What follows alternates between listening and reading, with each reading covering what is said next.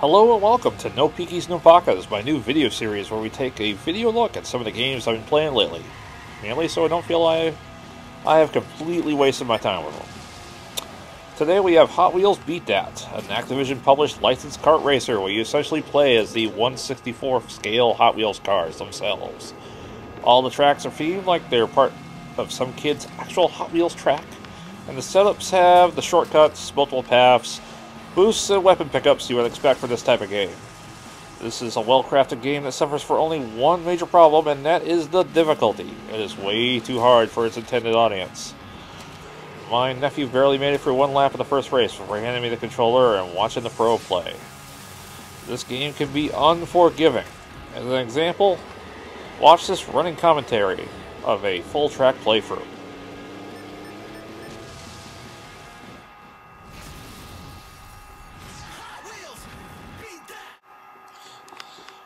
It's a multi-platform release, and we're playing the 360 version. Alright, so at the start there's this minigame. The little dial there, you hit the A button when it hits the green, and then you got a boost when you start. Okay, so there's all sorts of different weapon pickups. There's two different kinds. There's the regular weapon pickup, and then there's the supercharged version of it, which you can upgrade to by picking up Hot Wheels points. See that little meter that's translucent? That quickly fills up with Hot Wheels points, which you get from all sorts of different ways. There's when you hit somebody or they get whacked, they drift, put the little glowing points on the board, pick those up. When you jump, that's worth points. When you drift, there's the actual drift button that you hit to power slide, that's worth points. And there's following someone closely, that's drafting, that's worth points too. So it pretty much you get up to 4,000 points a one if you do any of those things long enough. So there's, once you have the meter filled up, you hit a button when you have a weapon and you upgrade that weapon to the supercharged version. Also, if you get a blue weapon ring, those are already supercharged. So there's 20 tracks total, and there's there's like 5 tracks per area and 4 areas. And there's 3 game types within that. There's the basic quick race here, what we're playing here, where you want to beat it to first place. There's elimination, which is pretty much the same thing, but every 30 seconds they zap whoever's in last place, all the way down to the last guy. And then there's Rampage, which is sort of a death match. You're still playing on the same tracks. You gotta catch up to the other guys and blast them. Everybody's got missiles. So there's goals. 2 different goals per track per game type. And those don't change even on the harder difficulties, so we'll get into that later.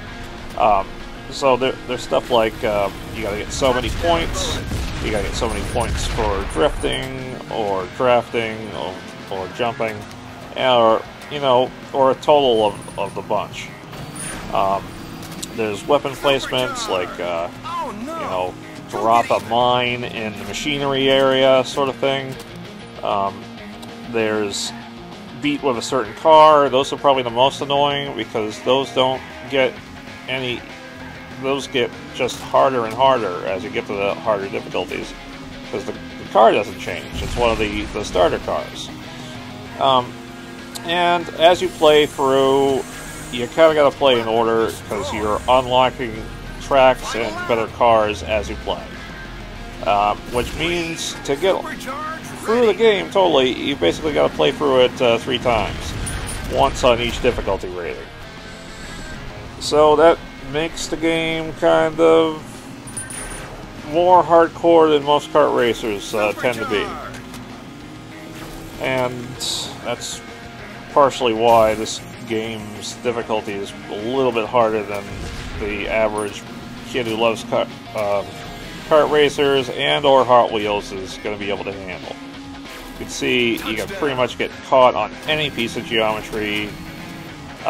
And that's the intention, obviously, is if you don't follow the track, it's a risk reward for drifting off the main track, trying to get a shortcut. is that you gotta hit something and get stuck. So there's also a boost in this game, if I've neglected to mention that. You can see here the little green areas will give you a little boost, and that's important, especially with the slower cars. You see how you win the race, yay! And I didn't really get any goals because I wasn't concentrating on that. And that's all the time we got. Thank you for watching No Peekies, No Pakkas, and I'll see you on the game grid.